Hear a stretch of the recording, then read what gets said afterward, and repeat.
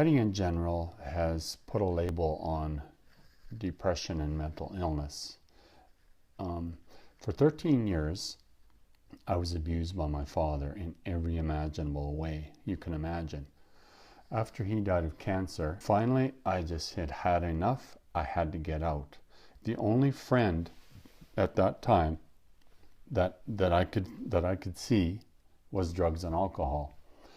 I ended up having an overdose when I was 18 years old, which in turn created seizures.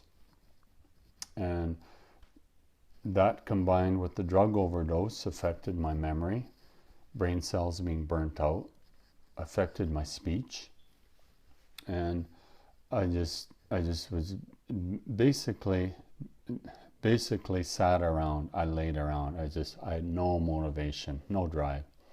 Finally, I told myself, is this what you want? Do you want to stay on welfare? Do you want to be on H for the rest of your life? I somehow managed to find the courage and strength to get a drive, to drive myself out of that. I got a job.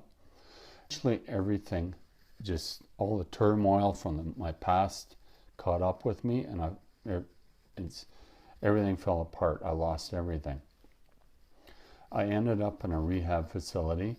It was in that rehab facility that they found out that my emotions as a child had shut down, had stopped growing.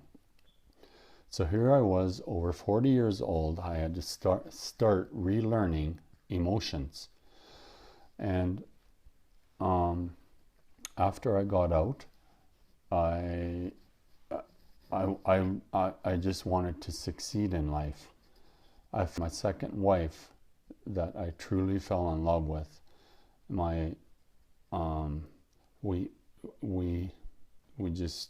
we're still together today. We have a family together. We bought a house. While I was in the facility, I started a book. It was an autobiography. I published it. The reason I wrote this book was if I could save one person from the pain and anguish that I went through, that would make me happy. The mind is such a powerful tool. And I can remember being so depressed that I couldn't even get out of bed. I just had no courage to even get out of my chair for days, sometimes weeks. And so if you're there today, if that's where you are today, I would really like to encourage you. Just, even for 1 minute, just get up, go get a drink of water, go for a walk, do whatever it takes. Use your mind to get you out of this. You can do it. You can succeed. Thank you for listening to me.